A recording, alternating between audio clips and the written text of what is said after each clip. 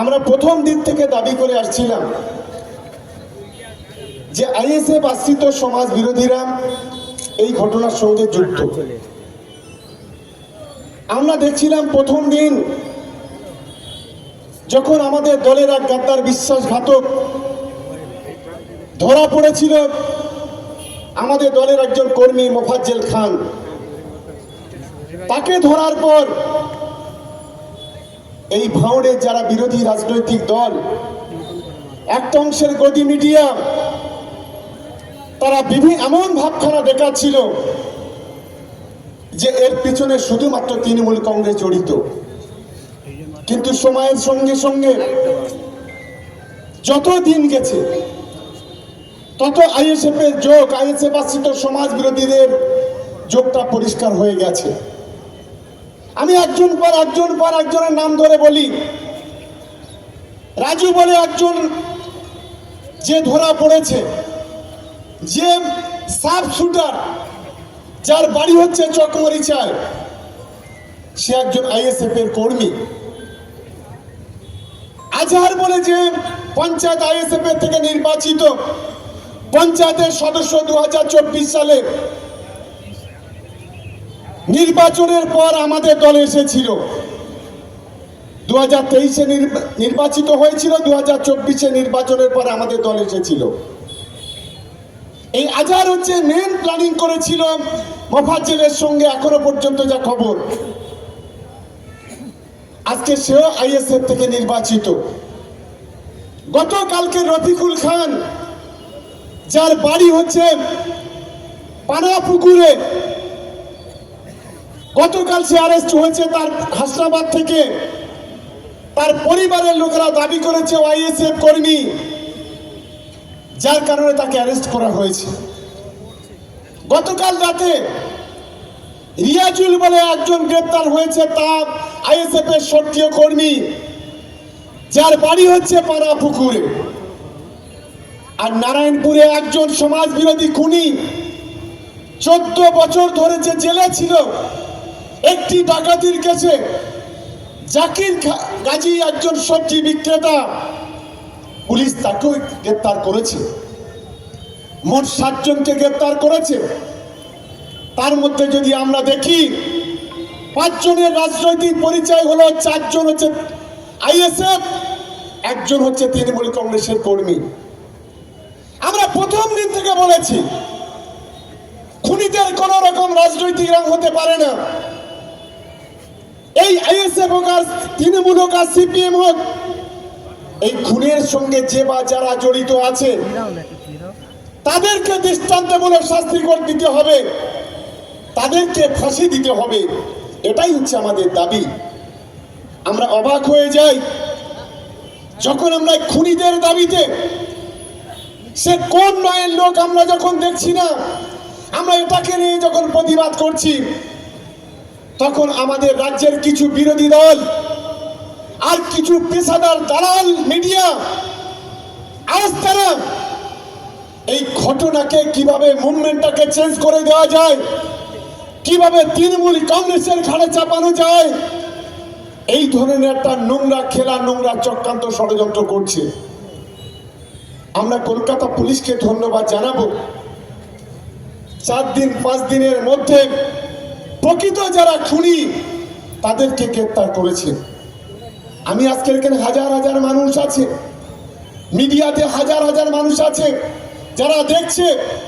আমি তাদের বলি, আমরা তৃণমূল কংগ্রেসের কর্মীরা যেদিন রাজ্জাক খান খুন হয়েছিল, আমরা যদি মনে করতাম আমরা 20 জন আইএসএফ এর নেতার নামে এফআইআর করতে পারতাম, আমরা 10 জন সিপিএম বিজেপির নামে এফআইআর করতে পারতাম, কিন্তু আমরা সেটা করিনি। আমরা আননোন এফআইআর করেছিলাম পরিবারের পক্ষ দিয়ে, কারণ আমরা চেয়েছি প্রকৃত খুনি যারা বেরোক। আমাদের মনে আছে 2023 সাল যখন পঞ্চায়েতে নির্বাচন, আমাদের 3 জন কর্মী খুন হয়েছিল, শহীদ হয়েছিল। আইএসএফ এর একজন শহীদ হয়েছিল। আইএসএফ এর ওই মহিউদ্দিনের পরিবার তারা এফআইআর করতে চায়নি যে আমরা তো দেখিনি কারা খুন করেছে। আমরা দেখলাম নওশাদ সিদ্দিকীর অফিসে বসে বসে মেল করে দেওয়া হলো আমাদের ৭৭ জন কর্মী আইএস তৃণমূল কংগ্রেসের কর্মী তাদের নামে এফআইআর করা হয়েছিল। এটা হচ্ছে একটা দৃষ্টান্ত ছিল সেদিন 2023 সালে। আমরা সেদিনও পারলে পারতাম আইএসএফ এর যত সমাজ বিরোধী আর তার নেতা যে জঙ্গি যাকে বলি আমি, সেই নওশাদ সিদ্দিকী, তার নামে আমরা এফআইআর করতে পারতাম, কিন্তু আমরা করিনি। আমরা প্রকৃত যারা খুনি তাদের নামে এফআইআর করেছিলাম। আর এবারে আমরা দৃষ্টান্ত স্থাপন করেছিলাম বলে আজকের ভাঙড়ের প্রকৃত খুনি যারা, আজ তারা একটার পর একটা অ্যারেস্ট হচ্ছে। আমাদের মূল দাবি হলো প্রশাসনের কাছে যে এদের দৃষ্টান্তমূলক সাজা, এদের ফাঁসি। যেভাবে ওরা রাজ্জাক ভাইয়ের বউয়ের ওয়াইফের আজকের হাতের চুড়ি ভেঙেছে, যেভাবে তার সন্তানকে পিতৃহারা করেছে, যেভাবে তার বাবা মাকে সন্তানহারা করেছে, আমরা সেই খুনিদের দৃষ্টান্তমূলক শাস্তি চাইছি। আমি আমাদের মাননীয় মুখ্যমন্ত্রী মমতা বন্দ্যোপাধ্যায়কে ধন্যবাদ কৃতজ্ঞতা জানাবো। আজকের মাননীয় মুখ্যমন্ত্রী মমতা বন্দ্যোপাধ্যায় সেই পরিবারের পাশে দাঁড়িয়ে তার ওয়াইফের চাকরির ব্যবস্থা করেছেন। তার জন্য মমতা বন্দ্যোপাধ্যায়কে হাজারো সালাম, হাজারো প্রণাম, হাজার শ্রদ্ধা আমরা জানাচ্ছি। আমি তাই ভাঙড় বিধানসভা এলাকার যারা সাধারণ মানুষ আছে, আমরা দাবি করেছি কলকাতা পুলিশের কাছে, আমরা মাননীয় মুখ্যমন্ত্রীর কাছেও দাবি করছি, ভাঙড় বিধানসভা থেকে অস্ত্রমুক্ত করতে হবে।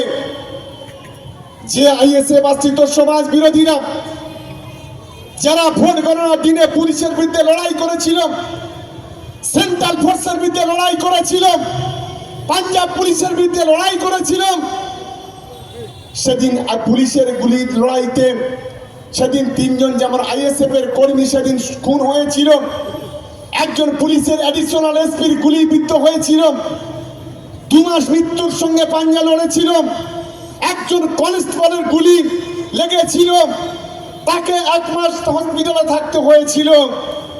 আর সবচাইতে বড় কথা, যারা র্যাপিড অ্যাকশন ফোর্স, যারা র্যাব, তাদেরকে অপহরণ করে নিয়ে গেছিল এই নিমকুড়িয়াতে।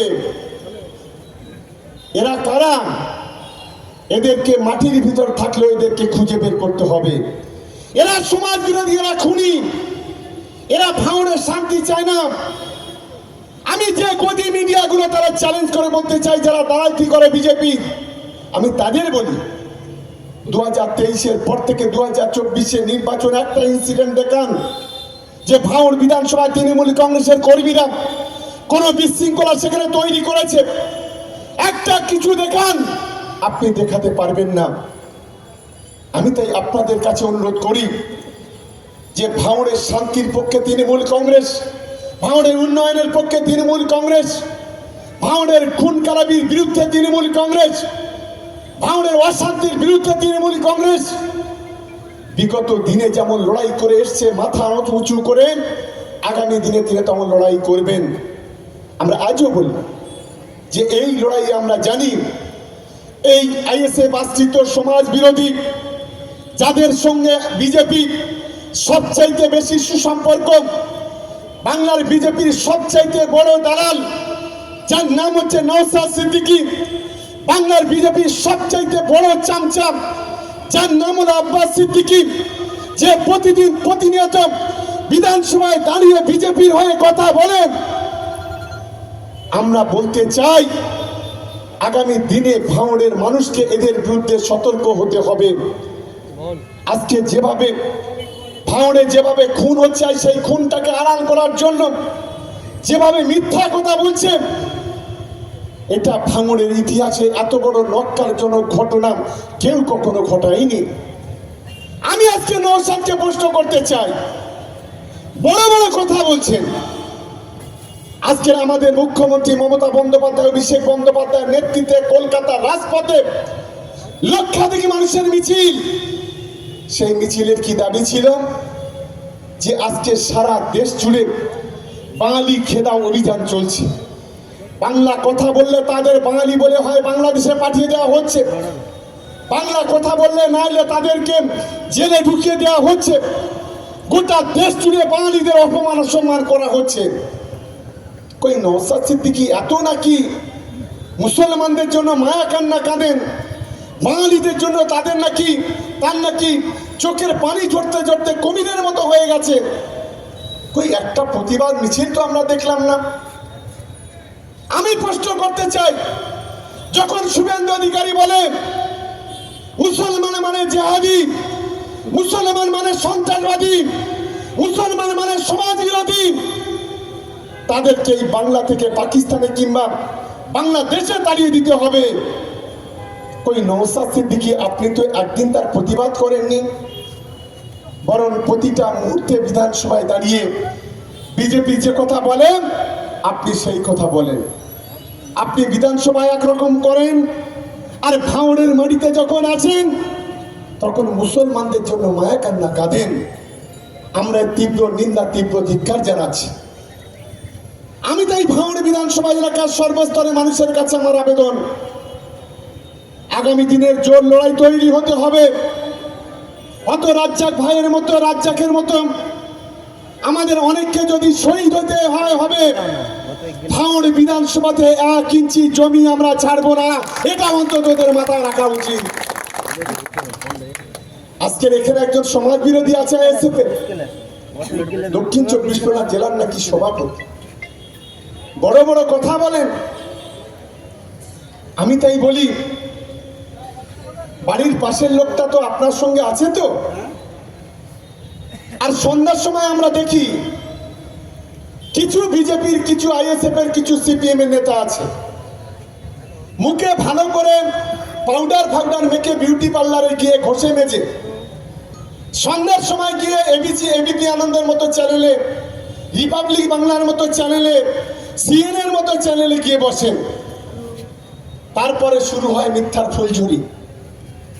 কিভাবে তৃণমূল কংগ্রেসকে ছোট করা যাবে, কালিমালিপ্ত করা যাবে, কিভাবে তৃণমূল কংগ্রেসের বিরুদ্ধে কথা বলা যাবে, মানুষকে বিভ্রান্ত করা যাবে, কিভাবে মমতা বন্দ্যোপাধ্যায়কে ছোট করা যাবে, এই ধরনের চিৎকার করেন। আমি তাদের বলি, কই একবার তো বাঙালিদের জন্য একটা কথা বলেন না। আজকের সারা দেশ জুড়ে বাঙালিদের বিরুদ্ধে যে অত্যাচার চলছে, একবার তো এই সংখ্যালঘুরা স্বাধীনতার আন্দোলনে যে লড়াই করেছিল, আজকে দিল্লির যে গেট আছে সেই দিল্লির গেটে যদি 1 লক্ষ লোকের নাম থাকে, 62,000 মুসলমানের নাম আছে। আজকে সেই মুসলমানদের যখন অপমান করে, সংখ্যালঘুদের যেমন অপমান করেন, কই তখন তো তাদের হয়ে দুটো কথা বলেন না। আমি এই দালালদের বলি, গোটা দেশ জুড়ে যখন বিজেপির যে নারকীয় তাণ্ডব চলে, কে কি খাবে, কে কি পড়বে, কে কোথায় থাকবে, এই বিজেপি যখন ঠিক করে দেয়, এই দালালগুলো, এই প্রিন্ট নিউজগুলো, এই গদি মিডিয়াগুলো, কই তার বিরুদ্ধে তো কথা বলে না। উত্তরপ্রদেশে কেউ যদি গরুর মাংস নিয়ে যায় তাকে পিটিয়ে মেরে দেওয়া হয়, কেউ যদি ফ্রিজে মাংস রাখে তাকে পিটিয়ে মেরে দেওয়া হয়। দিল্লিতে যদি কেউ নামাজ পড়ে, বিজেপি সরকারের পুলিশ তাদের লাঠি মেরে, বুকে লাঠি মেরে তুলে দেয়। কই আমরা তো দেখি একমাত্র তৃণমূল কংগ্রেস ছাড়া এই মিডিয়ার চ্যানেলগুলোতে বসে এই অন্য বিরোধী দলগুলো যারা আছে, একদিন তো তাদের বিরুদ্ধে কথা বলে না। একদিন যারা নির্যাতিত হচ্ছে, যারা, তাদের পক্ষে তো কথা বলে না। কারণ এদের লক্ষ্য হলো একটাই, ক্ষমতা দখল করতে হবে আগামী দিনে বাংলাতে। দেখুন একটা কথা বলি, আজকে যারা বাংলাতে যারা বড় বড় কথা বলছেন, যারা কেউ মাথা নেড়া হচ্ছে, কেউ বলছে মমতা বন্দ্যোপাধ্যায়কে প্রাক্তন করে দেব, এই রাজ্যে যিনি বিরোধী দলনেতা, আজকে যে মমতা বন্দ্যোপাধ্যায়ের আঁচলের তলায় থেকে আজকে যে শুভেন্দু অধিকারী হয়েছে, সে বলছে যে আমি মমতা বন্দ্যোপাধ্যায়কে প্রাক্তন করব। আমি বলছি, এখন তোমার প্রথম নাম হচ্ছে মির্জাফর, আর দ্বিতীয় নাম হচ্ছে কেউ তোমাকে দাদা বলে ডাকে। তুমি দাদা থেকে জেঠু হবে, জেঠু থেকে কাকু হবে, আর কাকু থেকে দাদু হবে। তোমার পাকা চুলটা, কাঁচা চুলটা পাকা হবে, মাথার থেকে চুলগুলো আস্তে আস্তে সব ঝরে পড়বে, তবুও মমতা বন্দ্যোপাধ্যায়কে প্রাক্তন করা যাবে না, তৃণমূল কংগ্রেসকে হারানো যাবে না, এটা তোমার মনে রাখা উচিত। আর বিশেষ করে বাংলার সংখ্যালঘুদের উপরে যে নারকীয় তাণ্ডব চালানোর চেষ্টা করছো, আমি সতর্ক করে দিয়ে বলতে চাই, আজ গোটা বাংলার মাটিতে স্বাধীনতার পর হিন্দু মুসলমানের যে সংস্কৃতি, এই বাংলা রামকৃষ্ণ পরমহংসদেবের বাংলা, এই বাংলা নেতাজি সুভাষচন্দ্রের বাংলা, এই বাংলা কাজী নজরুল ইসলামের বাংলা, এই বাংলা স্বামী বিবেকানন্দের বাংলা, এই বাংলা রবীন্দ্রনাথ ঠাকুরের বাংলা, যে বাংলার সংস্কৃতি, বাংলার পরম্পরা, বাংলার ঐতিহ্য যেটা আছে, আজ সেটাকে ধ্বংস করে যেভাবে মুসলমান সংখ্যালঘুদের উপরে যে তাণ্ডব চালানোর আজকে চেষ্টা করছো, আগামী দিনে এর যোগ্য জবাব আগামী 26 সালে বাংলার সংখ্যালঘুরা দেবে, এটা আটকাতে পারবেন না। আজকে তো শুধু কলকাতার ট্রেলার দেখলেন, পিকচার আদি বাকি হয়। আর কদিন পরে 21শে জুলাই ঐতিহাসিক সমাবেশ, ঐতিহাসিক জমায়েত হবে কলকাতার বুকে। আর নিশ্চিতভাবে আমরা মনে করি, আমি তাই সকলের কাছে আমার অনুরোধ, ভাঙড় বিধানসভায় আমার সহকর্মীরা যারা আছে, চোখ কান খোলা রাখুন। যত এরা দুর্বল হয়ে পড়বে, তত বেশি আমাদের খুন করার চেষ্টা করবে, আমাদের সমালোচনা করার চেষ্টা করবে। এটাকে আমাদের চোখ কান খোলা রাখতে হবে। আমি নিশ্চিতভাবে মনে করি, আজকে যেভাবে তৃণমূল কংগ্রেসের কর্মীরা যেভাবে সংগঠিত হয়েছে, আগামী দিনে প্রতিটি লড়াই, প্রতিটি আন্দোলন, প্রতিটি সংগ্রাম আগামী দিনে সামনে রেখে লড়াই করতে হবে। আর আমি আপনাদের কাছে কথা দিচ্ছি, আমাদের প্রিয় মুখ্যমন্ত্রী মমতা বন্দ্যোপাধ্যায়ের নির্দেশে আজকে আমরা এই ভাঙড় বিধানসভায় অভিষেক বন্দ্যোপাধ্যায়ের নির্দেশে তারা আমাকে দায়িত্ব দিয়েছেন। ভাঙড় বিধানসভা হলো আমার একটা পরিবার, এই পরিবার আমার জীবনের শেষ রক্তবিন্দু থাকা পর্যন্ত আমরা ভাঙড়ের মানুষের পাশে থাকবো। আমরা নিশ্চিতভাবে আগামী দিনে লড়াই করব। লক্ষ্য একটাই, মিশন 2026। এই 26কে সামনে রেখে আমার প্রত্যেকটা সহকর্মী যারা আছে, আগামী দিনে তাদেরকে লড়তে হবে। আমি নিশ্চিতভাবে আশা করি, মিছিলের পর স্বাভাবিক কারণে সভা খুব কম সময় হয়, এত মানুষ তবু দাঁড়িয়ে আছে। আমার সকলের কাছে একটা অনুরোধ, ভাঙড় বিধানসভায় যারা আছেন, ছাত্র বলি, যুব বলি, মহিলা বলি, কৃষক বলি, ক্ষেতমজুর বলি, হিন্দু বলি, মুসলমান বলি, খ্রিস্টান বলি, আদিবাসী বলি, সমস্ত ধর্ম, সমস্ত বর্ণ, সমস্ত জাতির মানুষের কাছে একটা আবেদন করব, এই লড়াই আগামী দিনের সাম্প্রদায়িকতার বিরুদ্ধে লড়াই, এই লড়াই আগামী দিনে দাঙ্গাবাজদের বিরুদ্ধে লড়াই, এই লড়াই আগামী দিনে বাংলার যারা শত্রু তাদের বিরুদ্ধে লড়াই, এই লড়াই বহিরাগতদের বিরুদ্ধে লড়াই, এই লড়াই খুনিদের বিরুদ্ধে লড়াই। এই লড়াইতে আমাদের আগামী দিনে মাথা উঁচু করে সিটটা সোজা করে রাখতে হবে। মমতা বন্দ্যোপাধ্যায়, অভিষেক বন্দ্যোপাধ্যায়ের হাতটাকে শক্তিশালী করতে হবে। আমি নিশ্চিতভাবে মনে করি, ভাঙড় বিধানসভার ছেলেরা তারা কাপুরুষ নয়, তারা বীর পুরুষের মতো লড়াই করবেন। ভাঙড়ের যুব সমাজ, ভাঙড়ের ছাত্র সমাজ, ভাঙড়ের তরুণ সমাজ আগামী দিনে ভাঙড়ের প্রতিটা ইঞ্চিতে লড়াই করেন। ভাঙড় বিধানসভায় এই অনুন্নয়নের কারিগর, এই ধর্মের কালোবাজারি, ধর্মটাকে বিক্রি করে যে খায়, এই ধর্মের চালাল, একে ভাঙড় থেকে অন্তত তাড়াবার ব্যবস্থা করবে, এর আত্মবিশ্বাস অন্তত ভাঙড়ের মানুষের প্রতি আমার আছে এবং আগামী দিনে থাকবে, এটা আমি নিশ্চিতভাবে মনে করি। আমি যদি কোনো আইএসএফ এর যদি নেতা চামচা বাবুরা থাকেন, আমি তাদের বলি, আপনি আপনার নেতা বিধায়ককে বলুন না একবার ফুরপুরা শরীফকে জাঙ্গিপাড়া বিধানসভা থেকে যেতে আসতে। আপনি বলুন না যে ফুরপুরা শরীফ যে অঞ্চল, সেটা কেন তৃণমূল কংগ্রেস ক্ষমতায়, কেন সেখানে আইএসএফ জিততে পারছে না? যে বুথে উনি বসবাস করে সেই বুথে কেন তৃণমূল কংগ্রেস ক্ষমতায়, কেন উনি জিততে পারছে না? ফুরপুরা শরীফ যে ব্লক, সেই ব্লকটা কেন জিততে পারছে না? গায়ে মানে না আপনি মোড়ল, আজকে নিজের জন্মস্থানে জিততে পারছে না, আর শুধুমাত্র ভাঙড়ে এসে ধর্মীয় উস্কানি দিয়ে এখানকার ছেলেদের হাতে বোমা বন্দুক গুলি তুলে দিয়ে আজ ভাঙড়টাকে অশান্ত করার চেষ্টা করছে। আইএসএফ এর দু একজন দালাল বলেন আমরা নাকি বহিরাগত। এই কাপুরুষদের মনে রাখা উচিত, মনে শুনে রেখে দে, এই মাটিতে আমরা জন্মগ্রহণ করেছি, এটা দক্ষিণ 24 পরগনা জেলার মাটি। এই পবিত্র মাটিতে আমরা জন্মগ্রহণ করেছি। এই ক্যানিং ভাঙড় আলাদা নয়। এই জেলার 31টা সিট, আমি কথা দিচ্ছি আজকের 31টা সিটের 31টা সিট তৃণমূল কংগ্রেস জিতবে, আটকাবার ক্ষমতা কারণ নেই। চ্যালেঞ্জ করছি বিজেপিকে, চ্যালেঞ্জ করছি আইএসএফ সিপিএম, তাদেরকে চ্যালেঞ্জ করছি। আর এই ঘটনা যখন ঘটছে আমি দেখছি কিছু সিপিএম এর নেতা, সুজন চক্রবর্তীর মতো একটা দালাল বড় বড় কথা বলছে, লজ্জা থাকা উচিত। এই সুজন চক্রবর্তীর আমলে এই দক্ষিণ 24 পরগনা জেলায় কয়েক হাজার মানুষ খুন হয়েছিল নিজেদের লড়াইতে। এই দক্ষিণ 24 পরগনা জেলায় সিপিএম আরএসপিদের লড়াইতে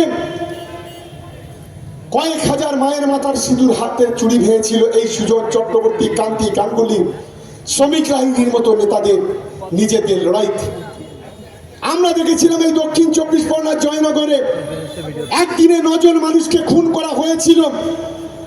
সেই খুনের সময়ে ছেলেকে খুন করে তার রক্ত দিয়ে তার মাকে, তার বাবাকে রক্তমাখা ভাত খাওয়াতে বাধ্য করা হয়েছিল। তখন নেতা সুজন চক্রবর্তী, নেতা কান্তি গাঙ্গুলি, নেতা শ্রমিক লাইনি, শান্তি ভট্টাচার্য, সমীর পুতুতুন্দুরা, রেজ্জাক মোল্লারা তখন নেতা। আজকে তাদের মুখ থেকে কি কথা শুনছি? ভূতের মুখে রাম নাম। পুরো আইএসএফ কে মদত দিচ্ছে সিপিএম প্রতিটা মুহূর্তে। আমি এখানে যারা ভাঙড়ে যারা সিপিএম আছে তাদের বলি, আপনারা জোট করেছিলেন আইএসএফ এর সঙ্গে, কি মর্যাদা পেয়েছেন, কি উন্নয়ন পেয়েছেন? আপনাদেরকে তো কোনোদিন 4 পয়সা মূল্য দেয়নি।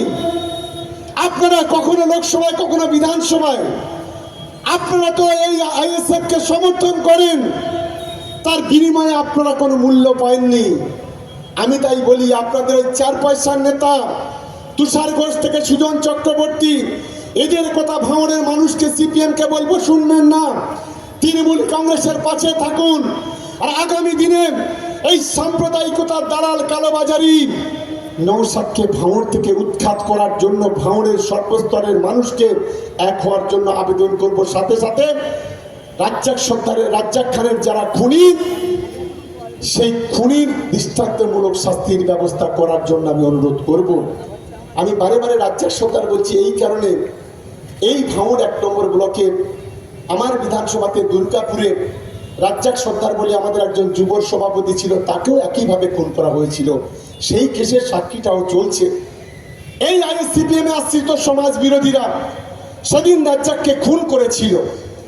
আমাদের মধ্যে 2-1 গাদ্দার, তখন ওই গাদ্দাররা সিপিএম এর সঙ্গে হাত মিলিয়ে 32টা কম মেরে সেদিন রাজ্জাক সর্দারকেও খুন করেছিল। এই ক্যানিং 2 নম্বর ব্লকে মানিক পাই ছিল আমাদের ব্লক সভাপতি, তাকেও খুন করেছিল। আজকের এই খুনিরা কেউ রেহাই পাবে না। যতই চেষ্টা করুক, যতই বিষয়টাকে নওশাদ ঘুরিয়ে দেওয়ার চেষ্টা করুক, আমি কলকাতা পুলিশ কমিশনারের কাছে অনুরোধ করব, একদিকে খুনিদের শাস্তি আর গোটা ভাঙড় জুড়ে চিরুনি তল্লাশি, এই দুটো বিষয়কে সামনে রেখে ভাঙড়কে মুক্ত করতে হবে। এটা আমরা দলের পক্ষ থেকে আমাদের আবেদন করছি। কি সবাই একমত?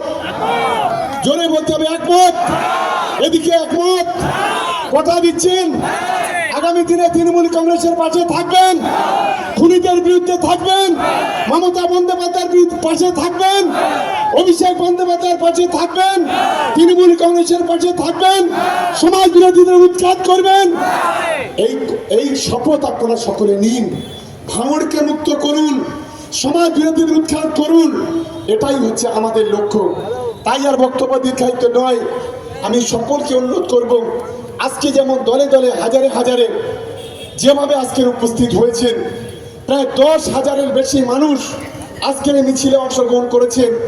আমি অনুরোধ করব যে আগামী 21শে জুলাই মমতা বন্দ্যোপাধ্যায়ের ডাকে, অভিষেক বন্দ্যোপাধ্যায়ের ডাকে যে শহীদ সমাবেশ ধর্মতলায়, এই ধর্মতলায় সকলকে প্রত্যেকটা বুথ থেকে মিনিমাম একটা করে গাড়ি করে এই ধর্মতলায় যাওয়ার জন্য সকলের কাছে আবেদন রেখে, আর রাজ্জাক সর্দারের তার স্মৃতির প্রতি শ্রদ্ধা কামনা করে, রাজ্জাক খানের স্মৃতির প্রতি শ্রদ্ধা জানিয়ে, তার পরিবারের প্রতি সমবেদনা জানিয়ে এবং তার পরিবারের পাশে থাকার অঙ্গীকার করে আমার বক্তব্য শেষ করছি।